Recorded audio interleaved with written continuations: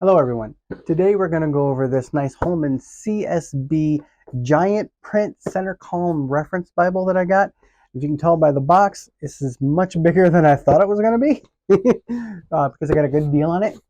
So what we're going to do is we're going to go over to the overview and we'll show you guys what we're getting into. So stay tuned. Well, so it looks like we've got our Holman Christian Standard Bible giant print center column reference Bible here. So I'll show you back. You guys can see that the ISBN number, and this is a giant 13 print point type. So this is pretty hefty, and it is a Smithsonian binding. Has a presentation page, 2-column text, maps, and a topical concordance. So let's open this up and take a look and see what's inside. So yeah, this is actually much bigger than I thought it was when I purchased it. I got this on a decent deal on Lifeway, and I thought this was going to be a personal. I wasn't paying attention to the size when I purchased it. So I really like this design on the side, this stamped design with the Christian Standard Bible. Holman, nice coloring on that. I like this edge. So it's sewn all the way around, which I kind of really like on these Bibles. Put it up. Yeah, it's got a paste down liner. Stitching goes all the way around. Pretty good stitching on the sides here, so you can kind of see that. As we open it up, nice presentation page. Holy Bible, Holman Standard Bibles. Very quick little copyright page binding. The two different ISBN numbers because this comes in two different bindings on the outside. China printed. So, your standard table of contents.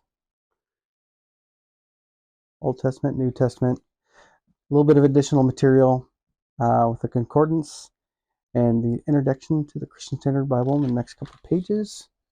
So this basically walks you through, like most of them, that tell you a little bit about the Bible, the history of the CSB, what they're going for in the translation. CSBs I'm tending to like more and more because it's more of a blend between the word for word and thought for thought. They're trying to get as close to the middle line as they can, which I really like on these Bibles. So I actually have a few of these. The abbreviations. Open this up to the Old Testament. And right away you can see this is some really large text. Even with my glasses off, setting a little bit away, this is down to like almost 3 feet, 3.5 feet, and I'm nearsighted, so this is right on the edge of my vision, and it's still really clear. So it looks like they said it was a 13 point font for the main type, and it looks like these are like, wow, it looks like an 8 or a 10 on the references. So a nice center column reference. And we get a couple pages in. The ghosting is there.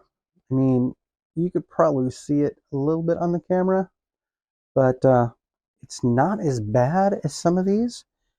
Now it looks like it's mostly line matched. You can kind of see it here in these spots between where the references are. And I kind of like this layout. If I can get this layout in a personal size, I think I would really be happy with it.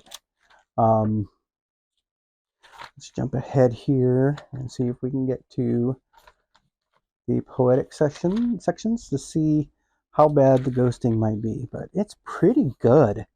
I mean, this is pretty solid so far. I really like this.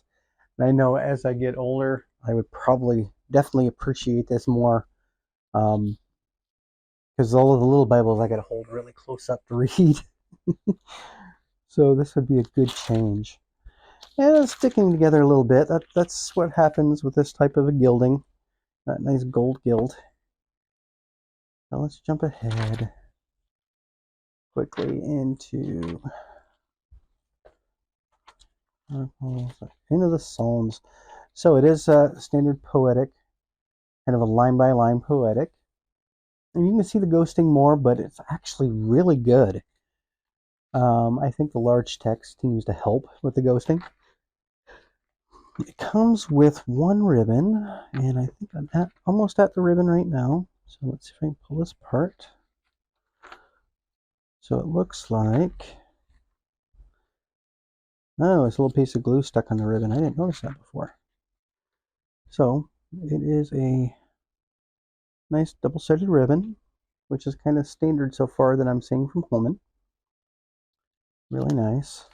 Now the paper isn't super white. You can't quite tell from this light, but it's like a little bit of a cream color to it, which I think is a little bit easier on your eyes, especially under a harsher light. I'm really liking this larger text.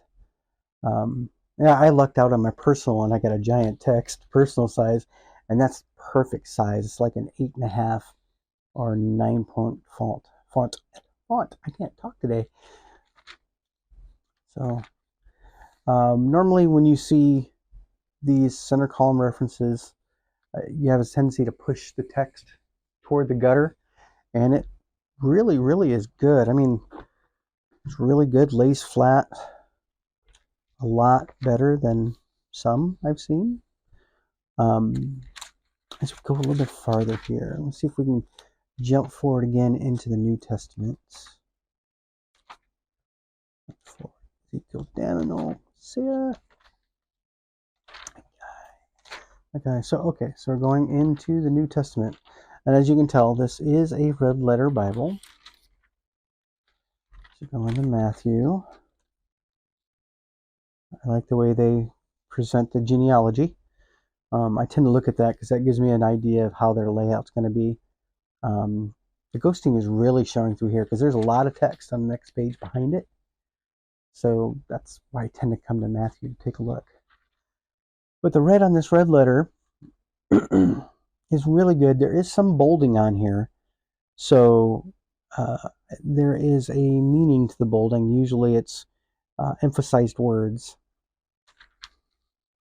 It's pretty consistent on the red letter. Let's see if you guys can see. So it's a little shiny. Some red letters don't get to be quite as dark. But I'm personally like a red letter Bible fan myself. I tend to read mainly red letters.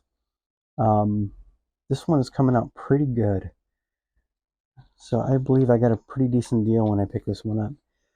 You can find this specific version probably for under $30. I got this on a sale, and I think that I paid less than $10. So you can probably look out and get yourself a nice little Bible. This has a nice contrast with all of the cross references in the center, and there seems to be a lot more cross references than my other Bible that is supposed to be a reference Bible. Really clean, really readable. I mean, it's large text. It just makes it very readable. We'll jump through to the end, and we'll see some of the extra features it has on this. Getting to the end of John. Let's see what it actually ended on in Revelation. So, Revelation ends. Fingers are a little dry here. On 1,832. So, there's a decent amount of pages because of the large text. Now, it comes with a topical concordance. So, it's not exhaustive by any means, but it's a good little straight, not just gives you references, but gives you a quick little summary of the reference that you're going to, which is kind of nice. I like that a lot. Coming back to the maps. So these are standard Holman maps. They give you, I like this globe where it shows you roughly the area that you're looking at. I like that. So they're not really glossy. These are more of a matte-ish coloring to the maps. A few of their standard maps.